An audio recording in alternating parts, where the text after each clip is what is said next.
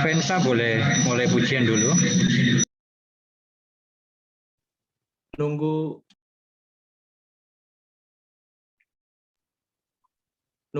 Bang Okta, Om Yoel. Enggak apa-apa, naikkan pujian dulu aja, Mas Vensa. Oh, oke.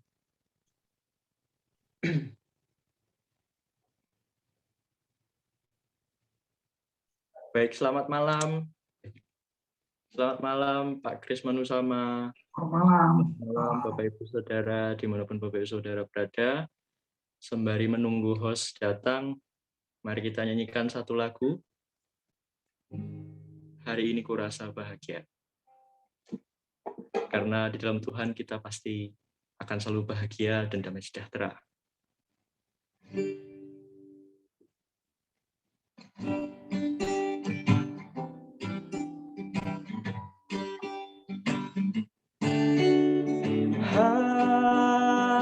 Hari ini kurasa bahagia berkumpul bersama saudara seiman.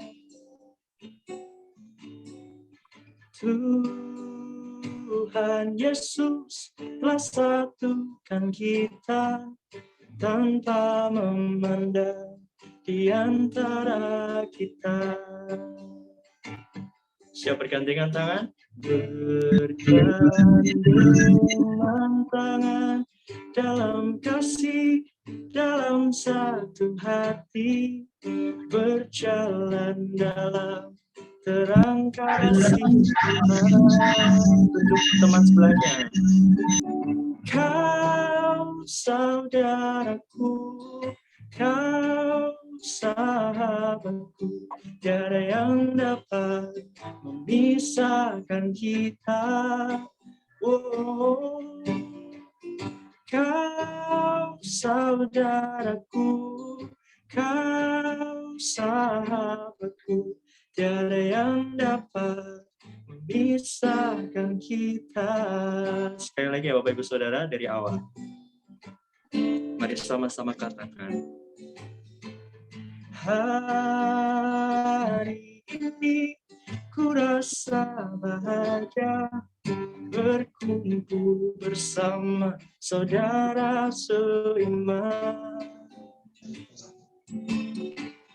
Tuhan Yesus telah satukan kita tanpa memandang di antara kita.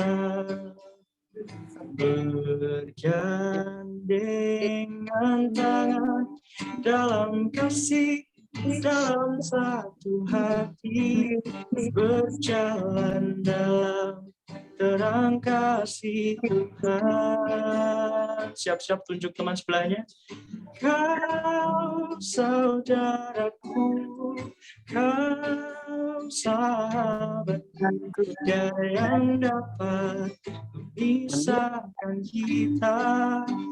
Oh, kau saudaraku dan kau sahabatku, tiada yang dapat memisahkan kita. Tiada yang dapat memisahkan kita. Oh, tiada yang dapat memisahkan kita.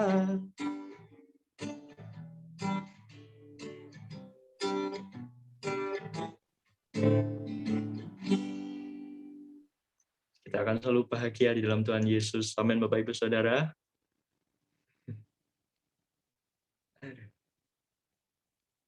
Waktu selanjutnya saya serahkan ke Om Yoel kembali.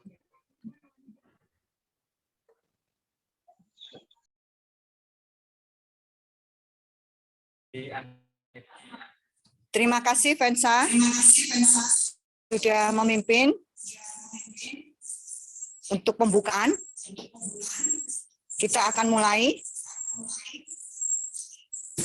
pada malam ini. Ada Bang Okta. Bang Okta sudah ada? Bang Okta ada? Oke. Kita akan mulai dulu. Selamat malam Bapak Ibu Saudara. Terima kasih sudah bergabung dengan seminar pada malam ini. Terima kasih Pak Kris buat kesempatan kami bisa mendengar. Nanti ada sharing dari Pak Kris. Terima kasih buat kesediaannya untuk menjadi narasumber pada malam ini. Kita akan memulai dulu sebelum kita akan berdoa dulu sebelum kita mulai. Mari kita tundukkan kepala dan berdoa. Bapa dalam Tuhan Yesus, kami mengucap syukur malam ini kami bisa bersama-sama mengikuti seminar, melengkapi kami, membuat kami semakin mengenal Tuhan, dan kehidupan kami semakin bertumbuh di dalam Tuhan. Kami berdoa Tuhan buat kami semuanya yang mengikuti seminar pada malam ini. Kiranya Tuhan menolong kami, Roh Kudus menolong kami, memampukan kami untuk kami mengerti apa yang kami pelajari dan kami dengar pada malam ini. Terutama Tuhan, mampukan kami untuk melakukan firman. Kami juga berdoa yang akan mengajar kami pada malam atas beliau Tuhan. Kami percaya ada pesan khusus, ada firman Tuhan yang Tuhan ingin sampaikan kepada kami malam ini melalui Pak Kris. Dalam nama Tuhan Yesus, kami menyerahkan seminar ini. Amin. Mari Pak Kris, waktu dan tempat saya persilakan Pak Kris. Oke. Suara saya jelas ya, kira-kira bisa didengar ya. Oke, ibadah sejati itu dimulai dengan individu sampai kepada komunitas, dan dalam hal ini yang kita bilang gereja.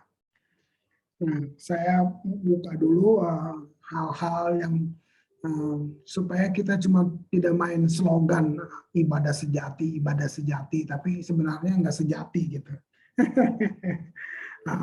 Ada satu yang dia tersembunyi dalam diri kita sebagai pelayan Tuhan, manusia umumnya ya.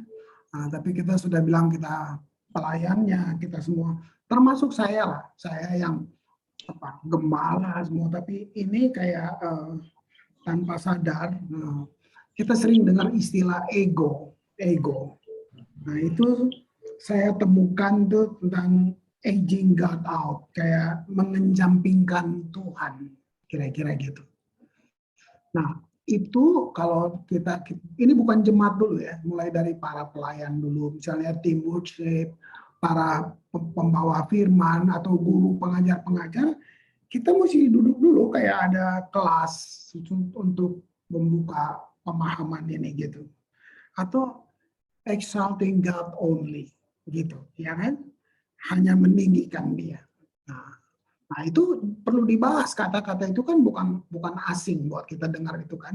Oh, meninggikan Tuhan. Nah tapi menurut saudara bagaimana tuh? Manifestasinya gimana tuh meninggikan Tuhan gitu. Nah ini apalagi di masa pandemi ini. Kalau saudara lihat semua gereja kan tutup, ya kan? Nggak peduli lu mau pamer apa, urapan mana gitu. Jadi saya cuma mau bilang, bayangin tiba-tiba semua ibadat ditutup. Ada apa ya? Nah saya setelah berjalan 1 tahun lebih gitu, tutup kan semua tutup. Saya sudah setahun nggak balik ke Ambon gitu. Karena di Ambon saya nggak punya rumah di Ambon, saya tinggal di dalam gereja. Nah jadi staf-staf saya bilang, wah kalau Bapak pulang sementara kantor nggak buka, semua kerja dari rumah, semua pelayanan semuanya semua via Zoom aja gitu. Jadi sudahlah Pak, di Jakarta aja dulu. Nah jadi saya senang lihat, wow, apa yang saya dapat saudara lihat. kita bertahun-tahun kita sudah terbentuk menjadi Kristen suasana. Artinya kita baru bilang ada Tuhan, kita merasakan Tuhan, nanti kalau kita kumpul ibadah di gereja, sound systemnya bagus, lightingnya bagus, semua. Kita bilang, wah ini baru Tuhan. Nah sekarang dalam pandemi, halo, suara saya jelas? Jelas ya? Jelas ya suara saya? Jelas Pak Kris. Jelas. Oke, jadi dalam pandemi ini kita di rumah, kita merasakan Tuhan seperti waktu kita di gereja enggak gitu. Nah, jadi saya bilang ini, kita sudah terbentuk menjadi Kristen suasana. Nah, inilah pelajaran baru buat kita. Nah, saya masukkan itu dalam judul kita, ibadah yang sejati. Saya mulai dari Mazmur 92. Saya ajak saudara buka Mazmur 92, saya yang baca lah. Mazmur 92 ayat 12 dan 13. Ya, dia bilang gini, orang benar akan bertunas seperti pohon korma, akan tumbuh subur seperti pohon aras di Libanon. Ayat 13, mereka yang ditanam di bait Tuhan. Nah, ini dia. Akan bertunas di pelataran Allah kita. Saya mulai dari ayat 12 tadi. Dibilang gini, orang benar, bukan orang baik. Ya, bukan orang baik, orang kaya, orang sebut aja apa ya. Di sini benar gitu. Nah, benar dalam konteks Alkitab bukan benar menurut manusia. Itu sebabnya kita orang Kristen, kita hidup dalam kebenaran, bukan membela kebenaran. Tidak, kebenaran tidak perlu dibela. Dia sudah benar. Nah, ini orang benar, itu bertunas seperti pohon korma. Nah, saya bertahun-tahun cuma baca aja. Nah, sampai ada satu kebutuhan, nah, karena saya mengembalakan di Ambon, saya mau riset benar, ini kenapa sih ayat ini sebenarnya ada rahasia apa sih? Nah, setelah saya mungkin 15 kali udah ke Israel pimpin tur gitu. Nah, disitulah saya kesempatan mau pengen tahu tentang pohon korma gitu. Nah, dibilang orang benar itu bertunas seperti ternyata pohon korma itu cara menanam korma enggak sama dengan kita berkebun di Indonesia gini. Korma itu kan di padang gurun. Jadi korma itu kalau dia mau ditanam, setelah tanah itu dicangkul, digali lubangnya, waktu bibit korma itu dimasukin, dia harus ditutup pakai batu dulu. Kenapa? Karena angin di padang gurun itu dia bisa tiup itu pasir, bisa pindah. Kalau sudah lihat ada tonggokan pasir di padang gurun, kamu lihat nih berapa jam lagi dia bisa pindah 10 meter, dia bisa pindah sana kiri kanan gitu. Karena itu angin yang tiup. Itu sebabnya kalau korma ditanam, nggak cukup bibitnya ditaruh di dalam, lalu ditutup pasir lagi. Dia harus ditutup dulu pakai batu, baru pasir tutup lagi. Gitu. Oh, nah lalu prosesnya korma itu akarnya turun ke bawah dulu, akar dulu yang. Jadi akarnya turun sampai dia ketemu air, bayangin. Jadi pucuknya belum muncul, batu dia ketemu air. Baru dia naik ke atas. Nah, tahu nggak?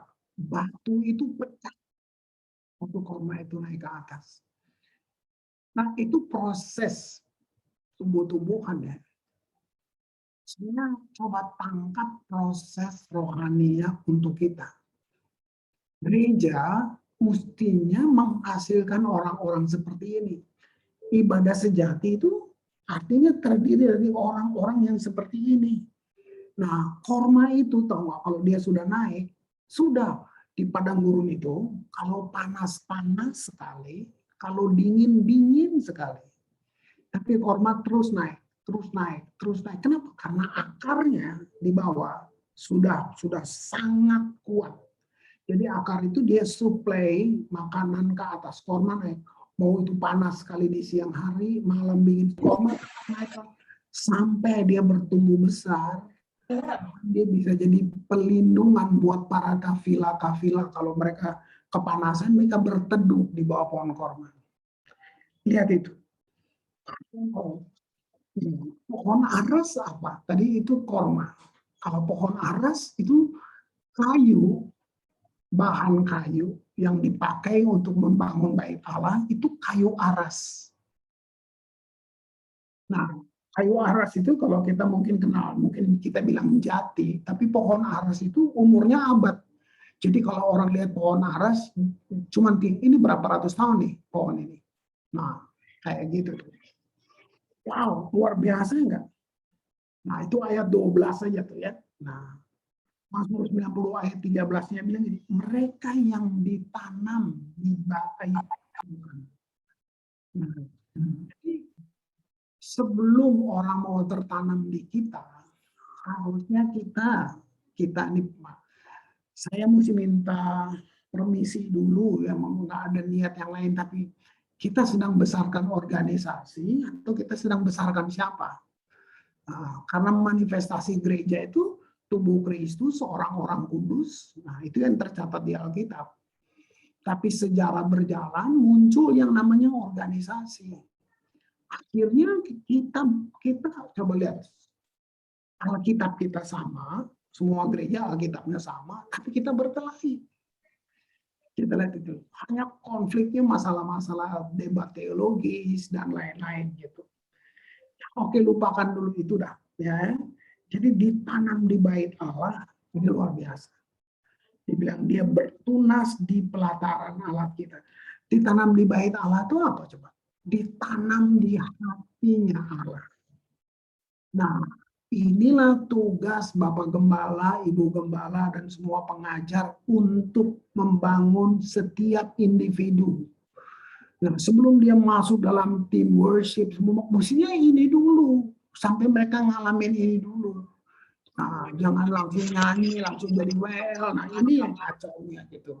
Atau kita bikin kelas, kita cuma memperkenalkan organisasi gereja kita. Kita nggak memperkenalkan Yesus sungguh-sungguh gitu. Maka lihat ini penting banget. Ya, nantilah pelan-pelan saya ajak saudara ke situ ya, gitu. Jadi kita nggak bisa main-main dengan masalah pertumbuhan rohani gitu. Karena itu membangun identitas kita. Itu membangun identitas kita. Nah, waktu saya mulai di Ambon, ini tahun ke-28 gitu. Nah, Ambon rusuh, konflik berdarah. 5 tahun, 99 sampai 2005. Saudara, itu yang merubah teologi saya, merubah semuanya. Karena kami putus asa. Bicara luput dari maut, bicara semuanya, saudara bayangin. Menonton orang mati, dengar bom sana sini, dan wow, ring. Nah, saya pakai istilah, saya ngalamin istilahnya kebangkrutan teologis. Nah, apa maksudnya dengan kebangkrutan teologis? Artinya gini, seperti Tuhan tuh ada nggak ya? Kok dia biarin sih kita kayak gitu? Nah, gitu-gitu. Banyaklah keluhan-keluhan kayak gitu. Nah, jadi itu merubah saya akhirnya. Saya benar-benar totally rubah sampai sistem kepemimpinan, sampai semua, itu semuanya. Semua rubah total. Itu. Sampai persembahan pun saya stop gitu. Saya mengajar tentang persembahan. Saya ngajar kenapa kita harus memberi. Saya betul-betul mengajar, tapi nggak ditagih. Jadi nggak ada kantong kolekte jalan, nggak ada. Tapi semua saya ajar. Perpuluhan saya ajar, persembahan misi saya ajar, semuanya. Tapi saya tidak jalani. Itu cuma mau uji. Benar nggak sih Pak firman ini? Gitu. Kalau enggak ya sudah, kita ulang lagi dari nol. Gitu. Nah, terbukti sampai hari ini. Kita tidak pernah ambil persembahan, tapi tidak kekurangan. Tidak kekurangan. Tapi sistem juga saya rubah. Jadi kita nggak bisa cuma di satu sisi. Sistem kepemimpinan rubah. Saya bukan bos, gitu. Nggak ada, gitu. Jadi saya bapak. Nah, di bawah saya itulah pemimpin. Jadi saya cuma jadi bapak. Kira-kira gitu. Nah, bukan apa ya, kayak tekan tombol terus jadi, enggak, saudara. Proses potong kedagingan saya, ego saya yang saya tadi bilang dari depan. Itu, Pak, jangan kira nggak ada ego di saya. Gitu. Nah, prosesnya saya lewati. Ya, nah, makanya saya hari ini mau bilang ibadah yang sejati, mestinya kita bongkar fondasi benar-benar.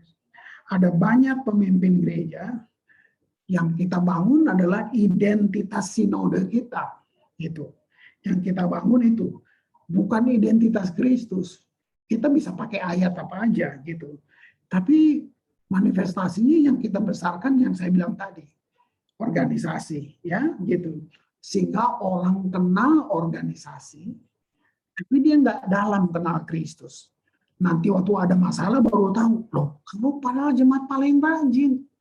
Kok kayak gini? Nah, itu dia karena berarti selama ini yang tertanam di dalam dia cuman identitas gerejanya, bukan Kristus. Yang ada bukan kita nggak ngajar, tapi terbukti dari buahnya kita bisa lihat gitu. Nah itu yang terjadi ya. Jadi kenapa? Waktu relationship ditinggalkan itu tadi. Waktu relationship orang yang ditanam di bayi Tuhan itu ditanam di hatinya Tuhan. Ya, waktu kita tinggalkan hubungan, agama ambil alih. Nah, jadi Kristen bukan agama, saudara. Itu dia.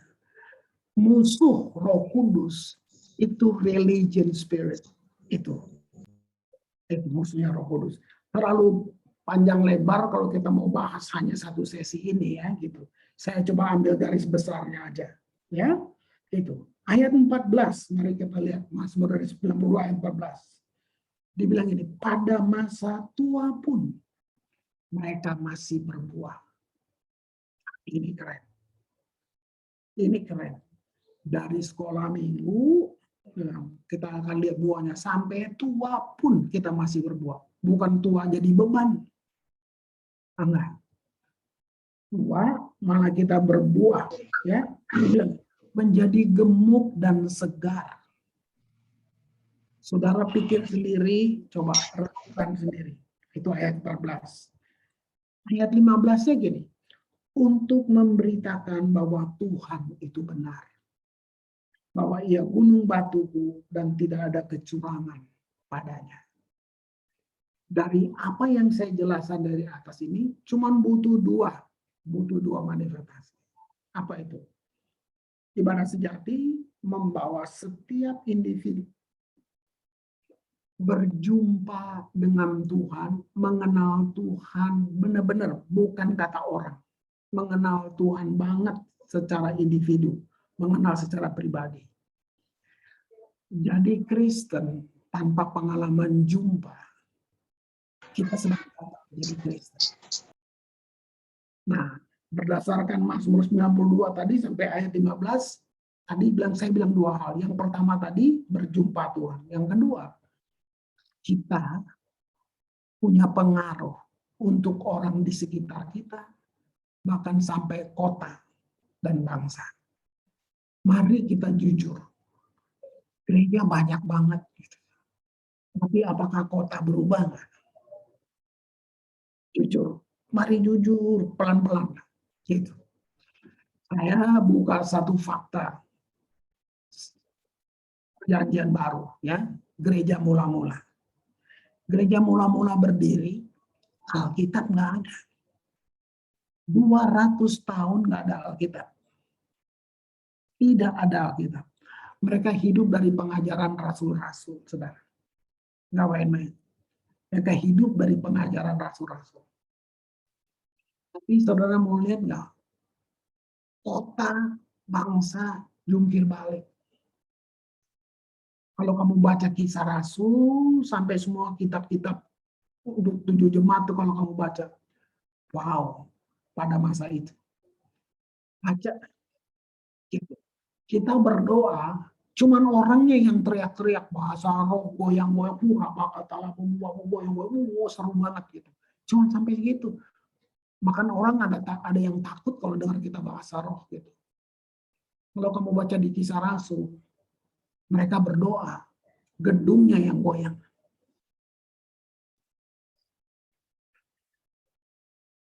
Yang menghalangi kita sehingga kita tidak hidup seperti mereka. Mereka hidup dalam satu dimensi yang tidak terbatas. Wow, wow, wow. Coba pikirkan baik-baik. Nah, kalau bisa ini kayak jadi PR kita, coba apa yang menghalangi kita? Kita punya Alkitab dengan segala terjemahan. Mau terjemahan apa? Gitu. Kita punya library, kita punya perpustakaan, kaya banget kita. Belum dibantu teknologi, internet, semuanya. Wow, bayangin. Zaman dulu mana ada. Tapi kamu bisa lihat ya, kita tidak ada yang namanya manifestasi dari kemuliaan. Kita cuma nyanyi tentang kemuliaan. Tapi kita tidak mengalami manifestasi kemuliaan. No. Saya keliling kok. Nah, kita sampai di nangis-nangis, merinding. Aduh, tadi Tuhan hadir, Pak. Oh ya, bagaimana? Saya merinding, Pak. Mari gue bilang, di kuburan juga merinding. Nah, gitu. Tangkap ini baik-baik. Ya, Jadi dasar yang mesti dibangun, gitu. Pertanyaan pertama, kalau kita ngomong tentang fondasi adalah apa yang Tuhan mau dari saya? Apa sih yang Tuhan mau dari saya? Jawabannya ini, the whole life, seluruh hidup. Nah, kalau ditanya gini, apa sih penyembahan? Kebanyakan para WL, kita ngomong gini, oh penyembahan itu bagian dari hidup saya. Itu cacat. Kamu sebenarnya nggak belajar, kamu ikut-ikutan aja. Penyembahan itu the whole life kamu. Jadi pertanyaan tadi, apa sih yang Tuhan mau dari saya? Tuhan mau seluruh hidup kamu. Tuhan bukan mau kamu jadi pendeta full time, salah. Itu udah istilah-istilah organisasi. Itu agama yang bikin gitu. Semua kita hamba Tuhan. Saudara dan saya, walaupun saya dijudulin Bapak Gembala, tapi apa bedanya saudara dan saya? Bedanya cuma di fungsi. Tapi di mata Tuhan, kita semua hambanya. Nah ini dia. Kalau kamu bukan hamba Tuhan, kamu hamba siapa? Gitu. Nah, yang kedua, kalau tadi apa yang Tuhan mau dari saya? Jawabannya seluruh hidupmu, the whole life. Kalau enggak, kamu bagi hidup jadi dua.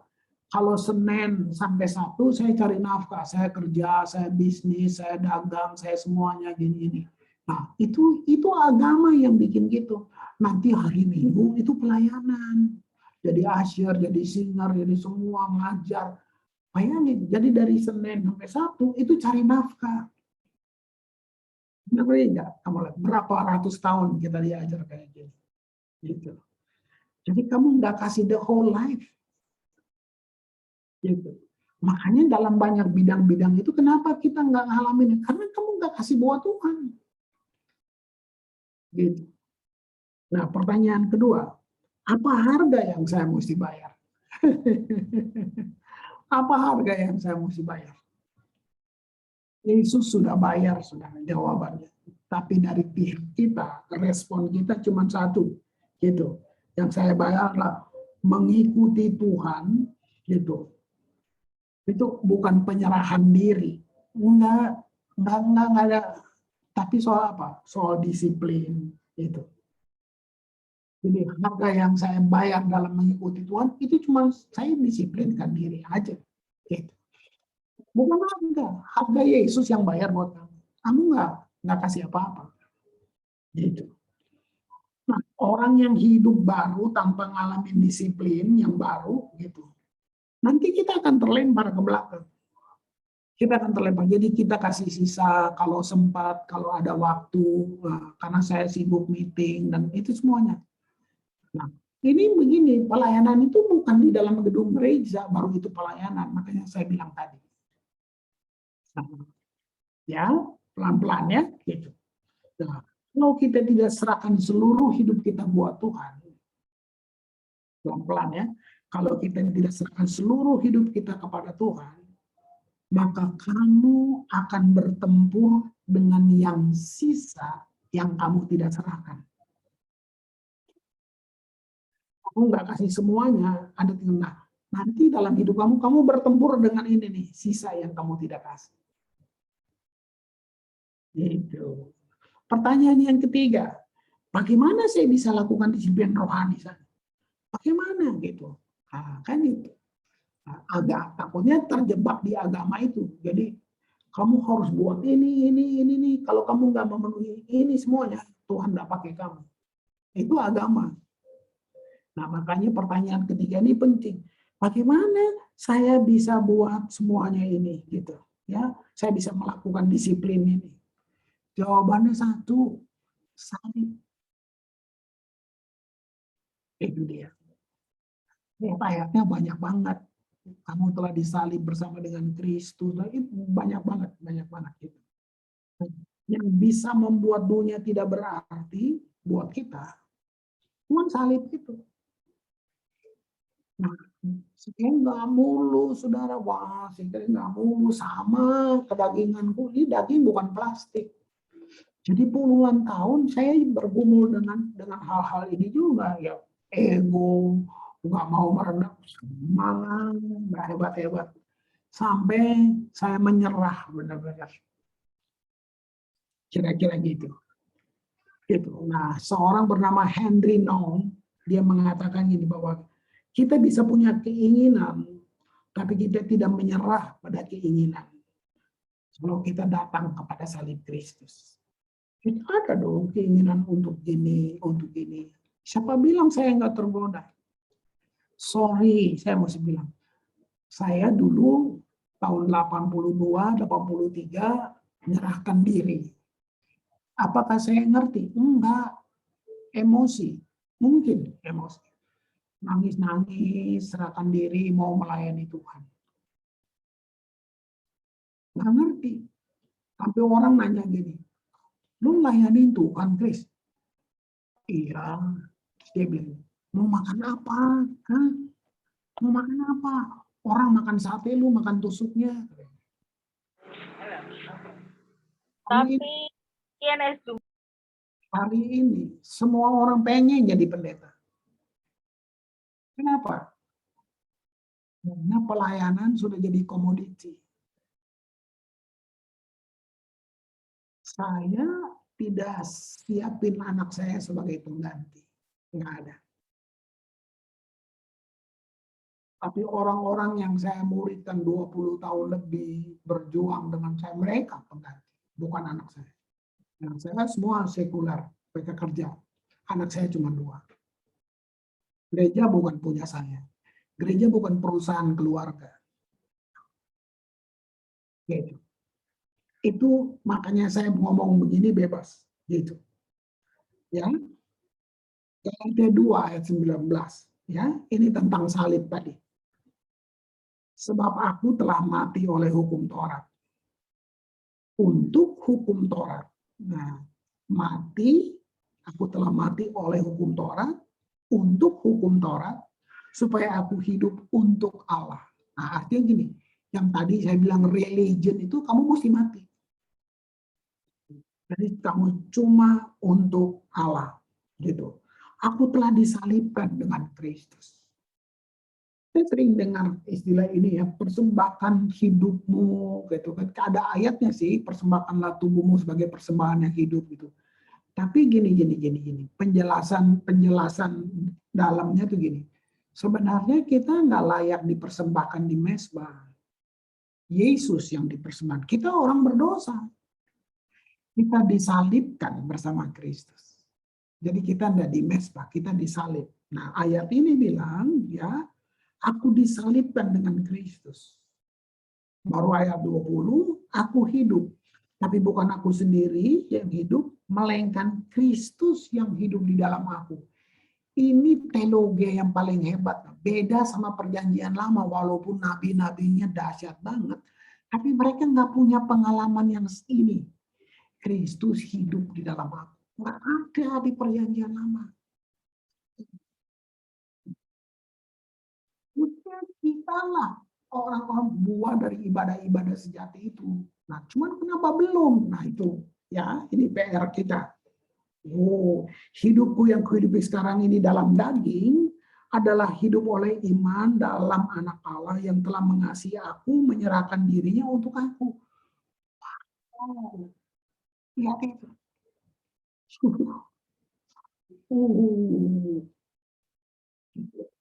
Ya, luar biasa ya. Nah, coba saya bawa sedikit ke perjanjian lama, satu kisah di Ulangan 32 ya, ayat 9. Nah, sampai 12 saya baca dulu. Bagian Tuhan ialah umatnya. Nah, itu udah pernyataan dia. Bagian Tuhan ialah umatnya. Yakub ialah milik yang ditetapkan baginya. Didapatinya ia di suatu negeri, di padang gurun, di tengah-tengah ketandusan, auman padang belantara. Dikelilinginya dia, diawasinya, dijaganya sebagai biji matanya. Waduh, lihat itu. Nah, kita tuh kayak gitu, ya. Laksana Raja Wali menggoyang, bangkitkan isi sarangnya, melayang-layang di atas anak-anaknya, mengembangkan sayapnya, menampung seekor dan mendukung di atas kepaknya. Demikianlah Tuhan sendiri menuntun dia, dan tidak ada Allah asing menyertai dia. Oke, ini sedang kasih satu gambaran, semua itu Tuhan yang buat dalam kita. Kita nih nggak ada yang bagus dari kita untuk Tuhan. Makanya dia pakai kata Yakub. Tahu nggak Yakub? Artinya Yakub. Penipu. Penipu. Baik, kira-kira. Tapi Tuhan nggak malu disebut Allah Yakub. Jadi kalau Tuhan bilang ini, akulah Allah Yakub. Artinya ini, dia sedang kasih kamu satu pengertian begini. Misalnya begini, gitu ya. Rudi, saya Allah dalam segala kelemahan dan kekurangan. Itu kalau dia bilang, ya, misalnya dia bilang, Santi, kalau kamu tiba-tiba dapat terima, misalnya, akulah Allah Yakub. Sebenarnya Tuhan lagi buka isi hati buat kamu. Santi, saya Allah dalam segala kelemahan. Wow, keren banget ya tuh. Nah, itu identitas. Kita anak, kita ditebus, Tuhan mati, Tuhan semua, supaya kita punya identitas anak. Hamba itu status. Wah, biasa enggak? Nah, sekarang saya nggak tahu, saudara yang tahu. Saya cuma mau nantang bahwa kira-kira apa visi gereja saudara. Visi itu, jadi kalau saya bilang, saya cerita tentang saya aja bahwa ini yang saya jelasin, ini apa yang saya ajar puluhan tahun waktu membangun fondasi di Ambon. Jadi visi kita kan representative of Christ Kingdom. Nah, penjabarannya itu gimana sih? Nah, saya cuma mau bilang bahwa kita menghidupi satu proses. Jadi saya mau jemaat itu makanya di sel-sel grup gitu ya. Itu cuma bicara tentang bagaimana saudara mau nggak diproses dengan firman Allah, jadikan gereja. Jadi gini, kalau bisa di kotamu, bisa nggak GSJA jadi model? Bukan karena saudara pasang-pasang bendera, pasang-pasang gambar, bukan karena bikin iklan, bukan. Tapi karena kehidupan saudara sebagai jemaat tadi, saudara sudah, itu tadi ibadah yang sejati, itu termanifestasi, saudara jadi model di kota itu. Bukan karena orang datang ke gerejamu, tapi orang-orang semua akan kira di gereja punya pengaruh. Entah itu di rumah sakit, di sekolah, dunia pendidikan, wah, itu dia, jadi model.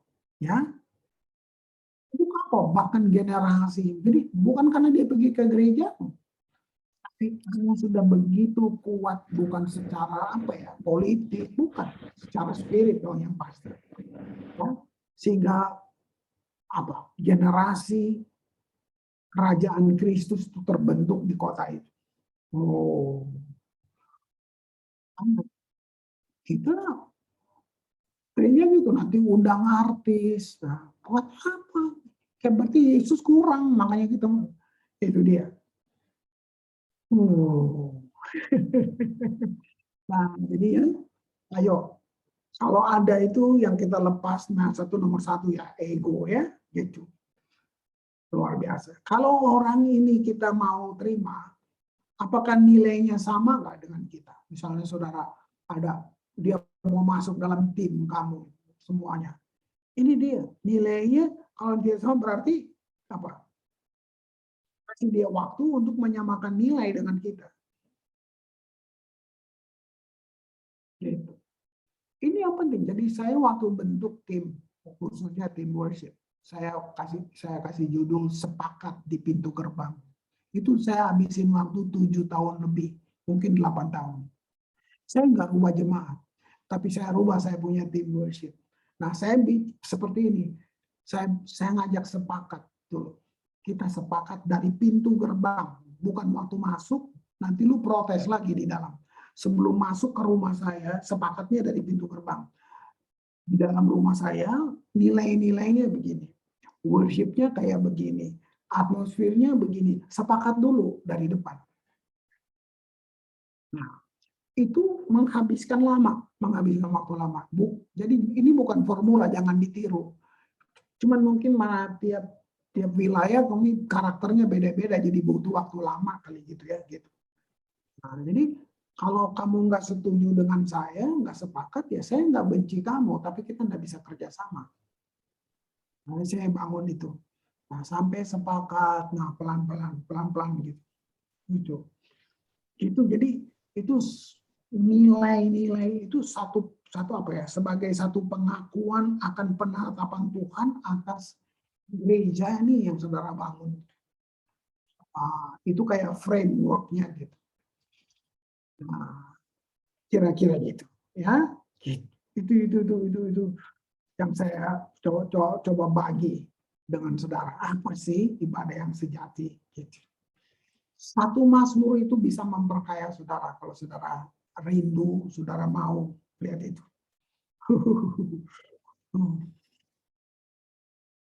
Saya tutup dengan Galatia 4 ayat 19 ya.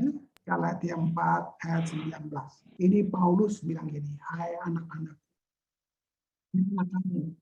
aku menderita sakit bersalin, gitu, sampai rupa Kristus menjadi nyata di dalam kamu. Ini sepertinya sudah tidak jadi beban buat gereja modern. Yang penting gerejanya bagus, sound system-nya keren, tampilan luarnya keren.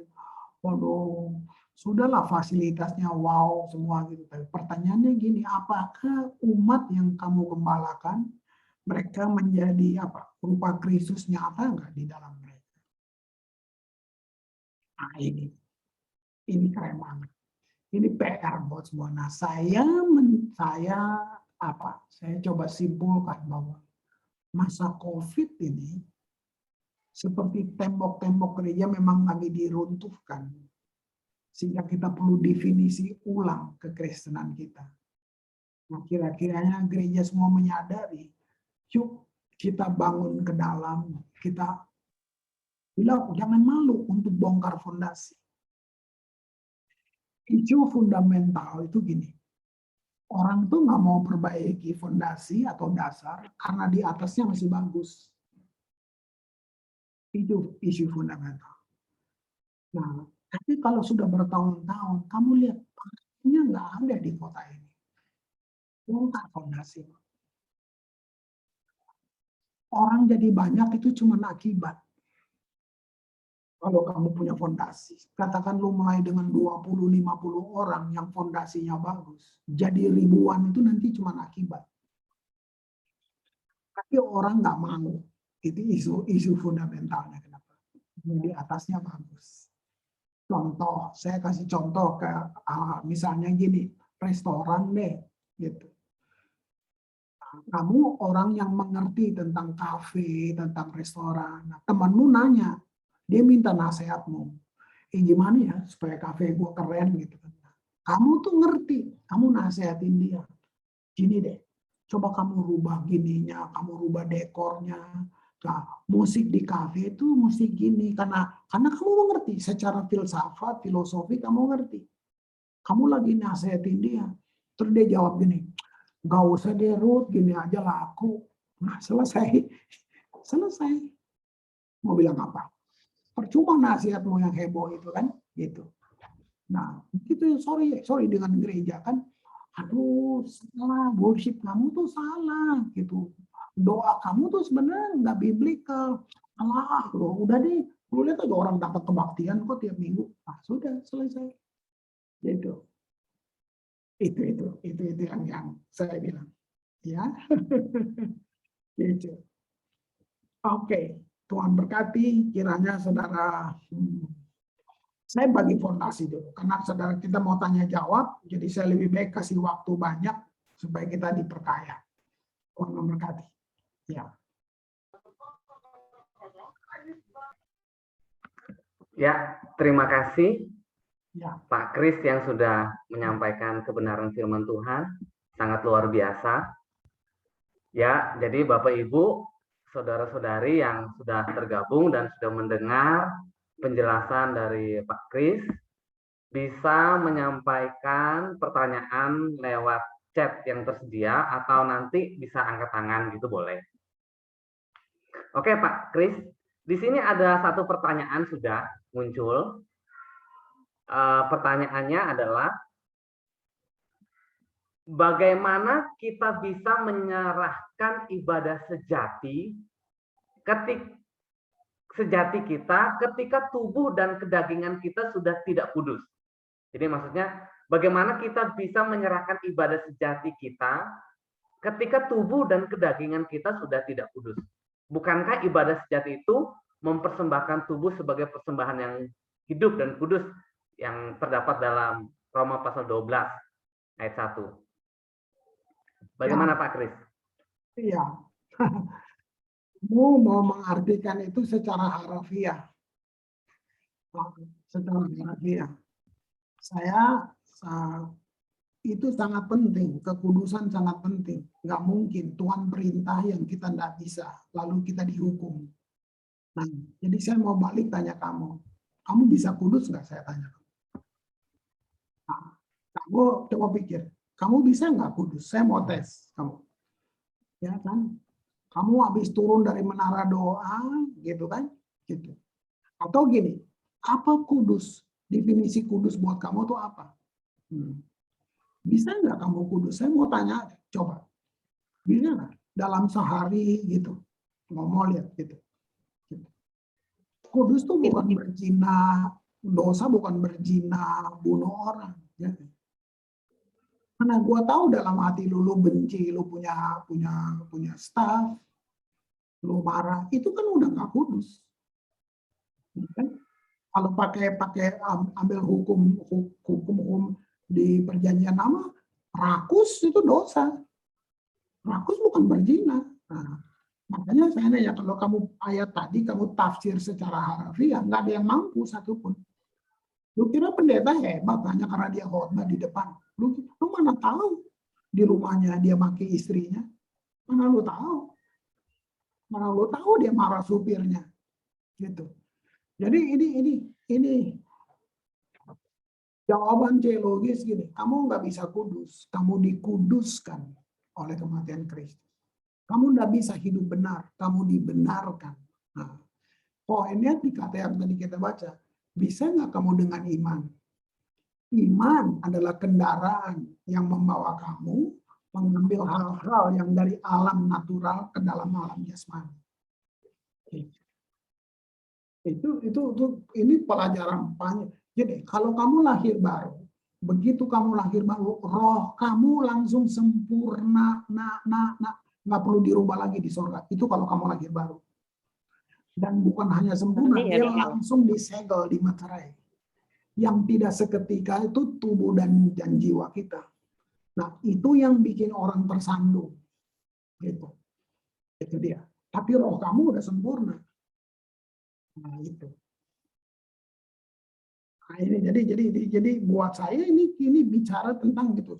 Selama kamu membanding-bandingkan orang, buat saya kamu dalam masalah. Gitu. Gitu. Emang saya bertobat dari yang gitu-gitu. Apalagi saya pemimpin, saya disiplin orang, waduh, udah deh, saya bertobat banget. Makanya saya disiplin, saya punya habis-habisan. Saya sedikit lebih galak dari Tuhan. Nah, asal lo tahu aja tuh. Sampai kayak gitu saya memperlakukan orang dia. Jadi ini bicara tentang hal-hal yang spirit, yang rohani. Gitu. Kamu mesti, kalau kamu punya apa ya, kamu connect with God, kamu terhubung dengan Allah. Itu saya pikir gini lah, jangan kembali ke hukum-hukum itu. Siapa bisa kudus? Bantu saya jawab. Nah, saya kan nggak tahu apa yang kamu secara diam-diam, kamu benci orang, kamu kesal sama itu semua sudah nggak kudus. Itu. Nah, makanya bilang kita mati bersama Kristus lah. Aku bilang, nah, kamu nanti Efesus bilang kamu disembunyikan di dalam Kristus. Nah, berarti kamu dibungkus oleh Kristus. Nah, kalau itu kamu nggak bisa terima dengan iman, kamu akan tetap orang apa ya? Kotor, najis, kira-kira gitu. Ya. Oke. Silakan. Oke. Ada yang lain? Saya berharap itu bisa sangat jelas buat Santi. Tadi Bapak Singgit tadi angkat tangan, mungkin bisa langsung. Pak Singgit silakan.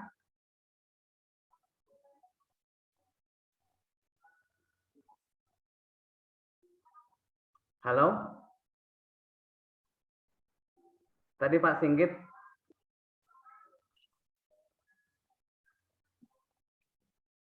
Oke, ini langsung ada dari Heni Ariana bertanya ini Pak Kris.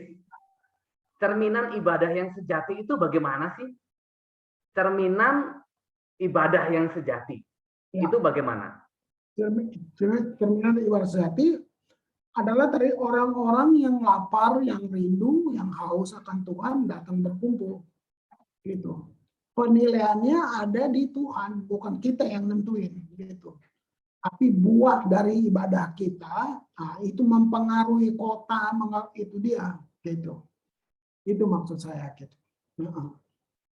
Itu yang saya maksud. Ibadah sejati ini bicara tentang personal kamu dengan Tuhan. Tuhan Yesus bukan jadi Tuhan keluarga, tapi Tuhan pribadi kamu. Itu yang saya bilang tadi. Kamu alamin dia enggak? Kamu mengenal dia enggak secara pribadi, personal gitu. Nah, waktu itu yang kedua, kamu akan punya pengaruh. Gitu. Keren banget gitu. Karena kalau kita pergi ibadah, semua dalam gereja terus merasa berdosa, gue nggak pernah layak, itu bukan ibadah. Itu kita anak yatim piatu yang datang ngemis-ngemis sama Tuhan di gereja. Kayak gitu. Kan tadi dibilang sama Bapakku sudah mati oleh hukum Taurat. Nah, supaya aku hidup gitu. Gitu. Kenapa kita perlu itu mati itu yang menentukan jadi manusia lama kamu selesai. Ibadah sejati adalah manusia yang baru, orang-orang yang lahir baru gitu. Ukuran sejatinya bukan kita yang ukur. Bukan kita dong yang beli penilaian ukurannya, bukan. Nah, nanti kamu tinggal lihat berdampaknya ke kota itu gimana gitu. Kamu bisa sampai orang misalnya gini, mau angkot nih, mobil angkot di kotamu deh, gitu. Bisa bilang gini, atau gini isunya di kota tuh bisa gini, kamu perlu supir ya ke gereja itu, kamu perlu sekretaris ke gereja itu, kamu perlu pengumpul, itu buahnya. Nah, itu keren banget, kira-kira kayak gitu. Oke, terima kasih. Ini Pak Kris, saya langsung mau bertanya. Ya. Kalau dalam Roma pasal 12 dinyatakan ada disebut dengan ibadah yang sejati. Itu bagaimana? Terus kalau kita membaca di dalam Yakobus pasal pertama, ayat yang ke-27, itu dikatakan ada ibadah yang murni dan yang tak bercacat. Ya. Lalu kalau kita baca itu adalah mengunjungi yatim piatu, janda-janda dan kesusahan mereka, dan menjaga supaya dirinya sendiri tidak dicemarkan oleh dunia. Ini apakah konsep ibadah yang murni dan ibadah yang sejati itu sama atau dalam Yakobus ini atau actionnya, tindakannya, dampaknya gimana Pak? Ya, itu semua dampak. Kamu mesti tahu, semua agama seakan-akan Tuhan bisa disogok. Oke, bukan cuma kamu kan ke panti asuhan, semua orang pergi kan beramal kan. Nah, jadi itu kayak tiket ke surga kan, gitu. Jadi gini, kamu mengasihi orang karena Tuhan lebih dulu mengasihi kamu. Itu beda. Bukan kita mengasihi orang supaya saya bisa masuk surga, bukan gitu. Ya. Jadi ini penting gitu. Ini penting gitu. Ada misal kamu jujur nggak? Kalau kamu nggak jujur, saya nggak terima kamu loh. Nah, dia jawab gini, saya diterima atau nggak diterima, saya tetap jujur Pak. Nah, ini keren banget. Ini keren banget gitu. Jadi tentang pergi mengunjungi itu yang kamu bilang tadi, buat saya itu cuma buah. Itu efek samping dari perubahan di dalam kamu. Selama kamu nggak ngalamin kasih Yesus yang tak terbatas, kamu selalu terbatas dengan orang. Kamu bersyarat ke orang. Apa aja kamu bersyarat. Sampai kamu ngalamin kasih yang tanpa syarat, baru kamu bisa mengasihi orang tanpa syarat. Pasanganmu, misalnya. Gitu. Semuanya kayak gitu. Nah, waktu saya bangun leadership, itu gapnya di mereka anak, saya bapak. Kamu kira daging saya nggak berotak? So tahu nih anak-anak bayangin. Mereka bisa meeting saya nggak diajak. Nah, di pikiran saya kurang ajar. Nah, kamu lihat saya perang sampai saya bisa. Mereka nggak ada yang salah, saya yang salah. Otak saya, perasaan saya, semua nih nggak ada bukti mereka kurang ajar. Saya bisa lihat gitu. Padahal mereka sedang buat sesuatu, mereka nggak mau energi saya terkuras cuma buat hal-hal yang sepele. Mereka yang ambil ahli. Mereka sedang buat yang paling baik. Saya berpikir jahat. Nah, gila nggak? Jadi lu boleh. Jadi gini, dewasa itu bukan tentang umur, tentang lu kaya, tentang lu pinter. Itu bukan dewasa. Dewasa cuma ada di satu, namanya sikap. That's it. Itu aja. Oke, terima kasih. Ini Saudari Santi, angkat tangan. Iya, Mungkin. terima kasih. Halo, Pastor Ruth, Pastor Chris. Halo, Halo, ya. Pastor. Rasul Paulus pernah mengatakan ketika kita tidak dikatakan benar ketika melakukan, tidak seorang manusia pun bisa melakukan hukum Taurat dan dibenarkan Taurat. Nah, ketika kita kembali lagi seperti ibadah sejati yang Pastor bilang, saya sangat selalu teringat, selalu nggak pernah terlupakan kata-kata Pastor yang Pastor bilang, kamu ibadah baca Alkitab tiap hari 2 jam 1 hari, Tuhan nggak makin sayang. Itu saya ingat betul setiap kata-kata itu, Pastor. Ya, jadi benar Tuhan itu sumber kasih seperti itu. Nah, ketika ibadah sejati tidak dipandang dari kedagingan kita, ketika ibadah sejati itu Tuhan melihat hati kita, tapi bagaimana dengan iman kita yang masih kalau dibilang masih baru-baru seperti itu, baru suam-suam kuku seperti itu, Pastor. Ya. Isi pertanyaannya tentang iman itu. Iya, Pastor. Apakah ini kan misalnya nih, kalau misalnya baru sekarang niat nih mau ibadah sejati, terus niat jalan lurus, tahu-tahu nanti agak melenceng balik lagi, jatuh lagi ke dalam dosa yang sama seperti itu, Pastor.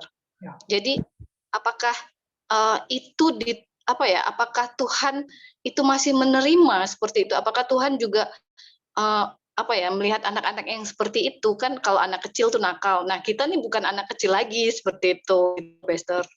Ya. Oke, itu menurut kamu, menurut kita.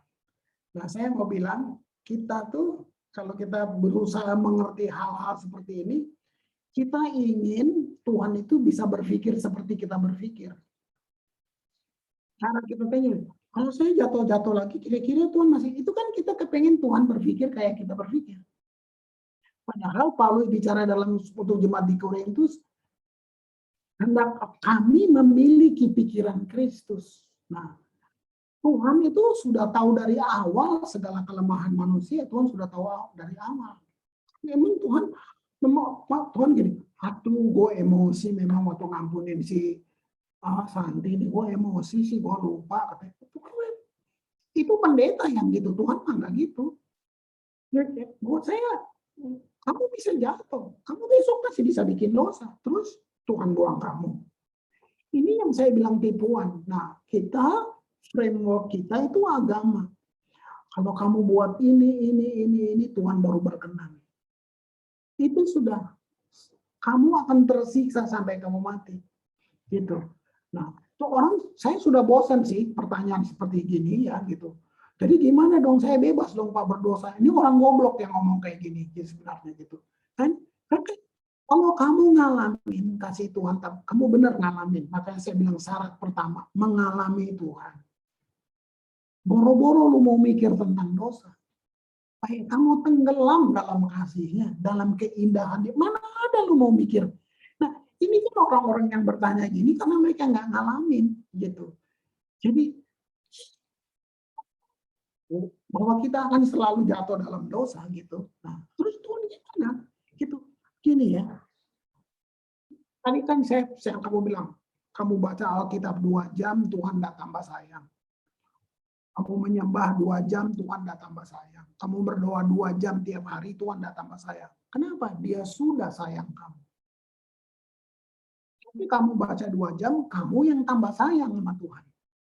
Kalau kamu berdoa lama, kamu yang tambah sayang Tuhan. Tuhan udah nggak bisa tambah lagi, dia udah kasih nyawanya, masih kurang, mesti mati lagi.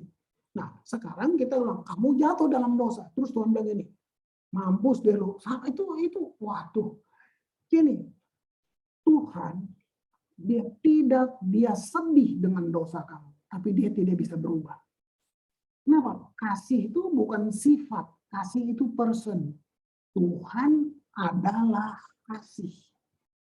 Nah, jadi gini, waktu kamu bikin dosa, terus Tuhan berhenti mengasihi kamu, 5 menit aja, berarti dia berhenti jadi Tuhan 5 menit. Jadi masalahnya kalau kamu bikin dosa, kamu buka pintu untuk iblis yang masuk. Itu Tuhan cuma sedih. Tuhan nggak bisa, Tuhan dapat jitak-jitak kamu, hukum kamu. Itu dia nggak bisa berhenti mengasihi kamu. Kamu yang buka pintu untuk si jahat. Nah gitu. Apa? Coba. Saya pinjam ini ayat sekolah minggu ya. Ini ayat sekolah minggu yang kita udah bosen tapi kita nggak ngerti sebenarnya. Yohanes 3:16. Karena begitu besar kasih Allah akan dunia. Tapi gini, nggak peduli lu punya agama, penting lu dunia, lu manusia, Tuhan punya kasih buat lo. Nggak main-main. Nggak peduli agama lu apa. Oke? Lalu dia bilang kata begitu besar, wujudnya apa? Dia kasih anaknya yang tunggal buat kamu. Di situ dulu, sampai di situ artinya gini, keselamatan dari awal, dari 2000 tahun lalu, keselamatan sudah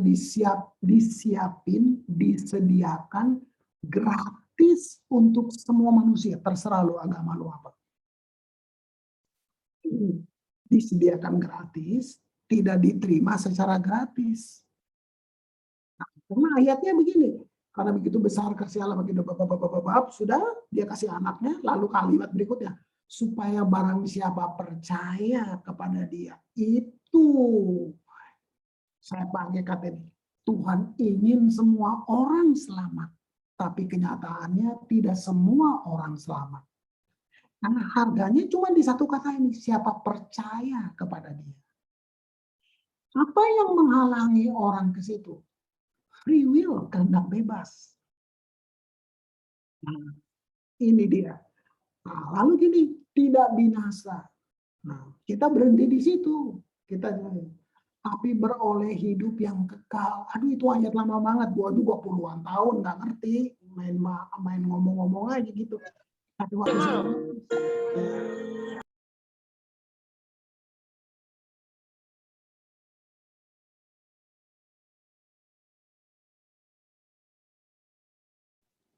Pak Kris, itunya komputer Kepencet. kepencet Om Kris. Oke. ya. Oke, kanan ya. Nah, jadi supaya mereka tidak binasa, beroleh hidup yang kekal. Nah, kita ajarin hidup kekal apa? Nanti kalau mati masuk surga. Nah, salah banget. Itu Yohanes 3:16. Yohanes 17 ayat 3 bilang ini, inilah hidup yang kekal, yaitu mereka mengenal Engkau satu-satunya Allah. Wow. Jadi nanti begitu lu sudah kenal Yesus, lu hidup dengan Yesus, lu ada dalam kekekalan secara spirit. Kalau kamu nggak mau menolaknya, itu urusan kamu. Ini keren banget ya. Nah, coba. Gereja ajar, ini pengajaran yang perlu kita diajar gini. Apa hasil dari penebusan? Kita diselamatkan, ditebuskan untuk apa? Yang kita dapat di gereja supaya masuk surga. Itu. Makanya hidup sungguh-sungguh, bayar perpuluhan, bayar gede, mati masuk surga. Kamu gila nggak? Udah melencengnya jauh banget. Salah satu melencengnya gitu. Uang jangan dihubungkan dengan keselamatan. Nah, terus kamu lihat, surga bukan tujuan. Apa tujuan kamu diselamatkan? Apa tujuan Yesus mati buat kamu? Apa tujuan lu bertobat? Kita jawabnya supaya masuk surga. Nah, mana saya bilang, surga bukan tujuan, surga tempat. Hidup kekal. Tujuannya menjadi serupa dengan Kristus. Berarti satu-satunya yang percaya akan kesempurnaan kekristenan.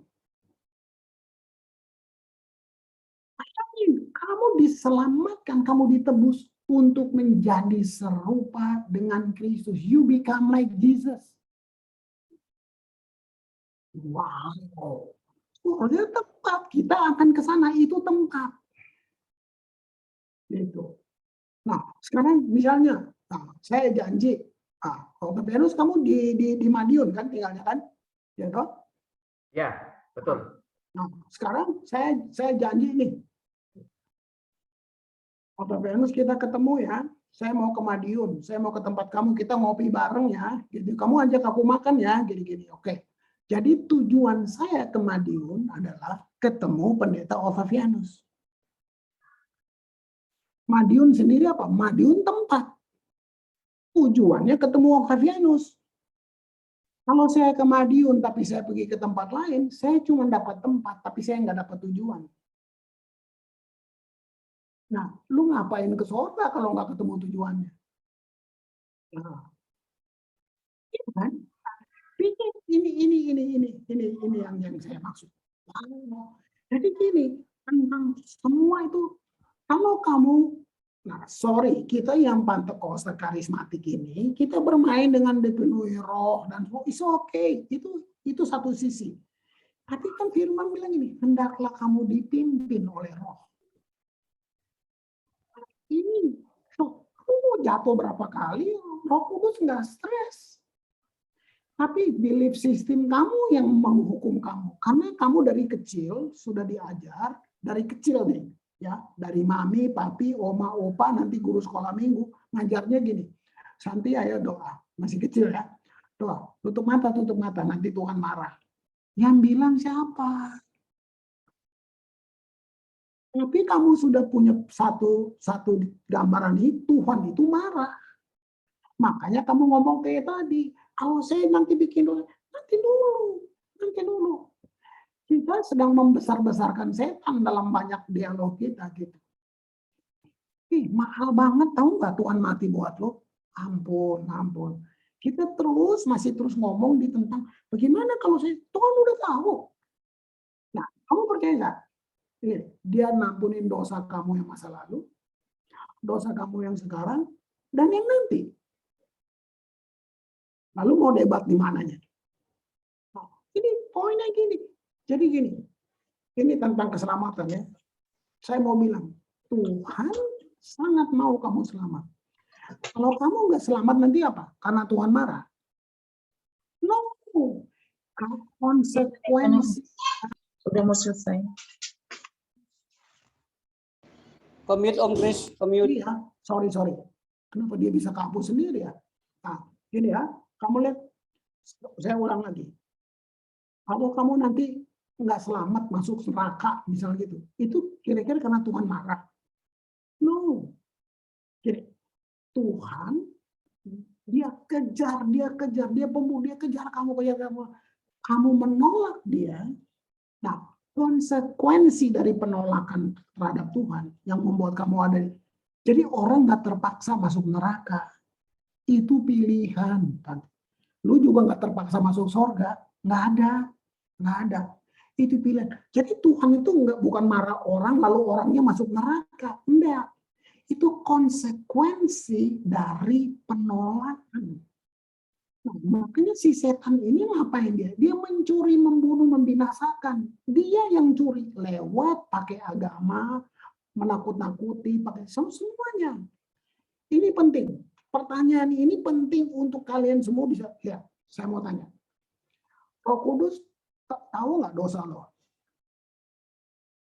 Tahu dong, masa dia nggak tahu? Gila, mau sembunyi di mana lo? Nah, lihat ya. Roh Kudus akan bongkar semua dosa kamu. Kamu nggak bisa sembunyi. Namanya Roh Kudus. Pertanyaannya, lalu dia lempar kita ke neraka. Kasih ayatnya buat gua. Apa karya Roh Kudus? Yohanes menulis gini, menginsafkan kita akan dosa. Keren abis. Jadi dia bongkar kamu punya dosa. Tujuannya apa? Menginsafkan. No judging. Nggak ada judging. Menginsafkan. Bukan cuma itu. Yang kedua, memimpin kita pada seluruh kebenaran. Kalau kamu ngalamin ini, lu nggak berpikir lagi untuk bikin dosa. Karena Roh Kudus menginsafkan, memimpin kita pada seluruh kebenaran. Wow. Ini loh. Nah, ini sebenarnya tentang pengajaran yang kita mesti gitu. Jadi gini, oke, kamu bikin salah sekarang, tiba-tiba kamu nangis, kamu sadar kamu salah. Saya mau tanya, siapa yang taruh kesadaran itu? Kalau lu sudah nggak punya kesadaran sampai bodoh amat, itu gue nggak ngerti. Selama lu masih ada kesadaran di situ, itu Roh Kudus masih ada dengan kamu. Amin. Sekarang lu minta ampun sama Tuhan. Tuhan, saya salah, Tuhan ampuni. Saya mau tanya gini, dalam pengertian kamu, apa Tuhan ampuninya? Ketika kita menyerahkan hati kita sepenuhnya saat kita berdoa menyembah. Masih kalah. Secepat lu tarik napas, pengampunan datang. Lu kira ada. Begitu lu bilang Tuhan, itu secepat lu tarik napas, pengampunan datang. Luar biasa. Cuma Bapak Pendeta yang bilang besok balik lagi ya. Itu nanti malam lu mati kemana lu? Kayak gitu. Wow. Ini hal yang gini yang kalau kita akan frustrasi jadi Kristen. Kristen itu bukan cuma sulit. Kristen itu mustahil.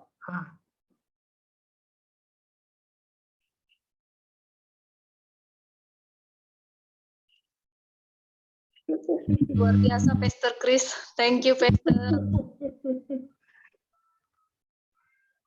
Ya, terima kasih. Ya, ini ada pertanyaan lain, Pak Kris. Oke. Pertanyaannya adalah tahapan untuk mencapai ibadah yang sejati itu apa yang harus kita lakukan? Yang pertama, jadi tahapan, apakah ada tahapannya apa enggak? Supaya kita mencapai ibadah yang sejati, dan kalau ada itu apa yang harus kita lakukan? Yang kedua, bagaimana kita sudah tahu atau sudah ada dalam ibadah yang sejati yang menyenangkan hati Tuhan? Jadi bagaimana kita tahu bahwa ibadah kita itu sejati dan udah menyenangkan hati Tuhan apa belum ya, gitu ya? Ya. Nah itu dia. Oh. Nah lihat, cara kamu bertanya, kamu sedang terikat dengan persyaratan. Dari isi, kamu sedang terikat dengan semua persyaratan, gitu. Saya mau tanya, kamu bisa? Bayangin. Bayangin. Tahu kalian pasti kenal Joyce Meyers. Joyce kan gitu. Kamu Joyce Meyers, siapa yang nggak kenal pengkhotbah dunia, kelas dunia banget. Ya, saya baca, saya nggak kenal Joyce Meyers. Saya baca. Jadi Joyce Meyers ngobrol sama temannya, sahabat dia. Ini hubungan dengan ibadah sejati kayak gini juga. Bukan judulnya bukan ibadah sejati. Tapi sahabatnya bilang gini, Joyce, saya bangun mesbah di rumah saya bangun takhta, dia bilang. Jadi saya doa 5 jam, saya punya kamar khusus, saya berdoa 5 jam, saya bangun takhta untuk Tuhan. Wih, itu dia bilang, si Joyce Meyer bilang ini, wow, wah nggak bisa tuh. Wah, lo mesti Joyce, kalau lo mau dipakai Tuhan lebih lo. Jadi sedikit ini kan makanya bilang kamu penuh persyaratan tadi pertanyaan. Oke, tahu nggak Joyce dia coba. Jadi dia mulai bilang buat suaminya, buat anak-anaknya, mereka meeting, dia bilang mulai minggu depan hari ini kalian jangan ganggu saya dari jam segini sampai jam segini. Saya mau bangun takhta di rumah ini. Joyce siapin satu kamar, dia rubah desainnya, dia bikin semua khusus untuk dia dengan Tuhan. Gitu. Oke, sudah waktunya dia mulai masuk kan, gitu. Temannya 5 aja bro, gitu. Begitu dia masuk, duduk, dia bilang 5 menit dia nggak tahu lagi mau ngomong apa sama Tuhan. Dia stres. Joyce Meyers. Jadi gue bilang, apa tanda-tanda? Ada tahapan mana ada cerita gitu. Ibadah sejati ini cuma tentang hati. Tadi siapa yang ditanam di bait Allah, ini ditanam di hati Tuhan gitu. Wow. Oke, kalau kalian suka riset, saya baca banyak bukunya tentang Daud tuh udah baca sampai kalau ada Daud Napi Tupulu, Daud Wisono juga gue baca bukunya kalau ada. Gitu. Lihat, ada 3 pribadi dalam Alkitab, 3 pribadi yang punya sertifikat kalau saya pinjam pakai dapat sertifikat dari sorga. Judul sertifikatnya ini berkenan kepada Allah. Itu ada 3 di Alkitab. Musa nggak dapat, Elia nggak ada, enggak. Cuma ini jelas-jelas pernyataan sorga, cuma untuk 3 ini.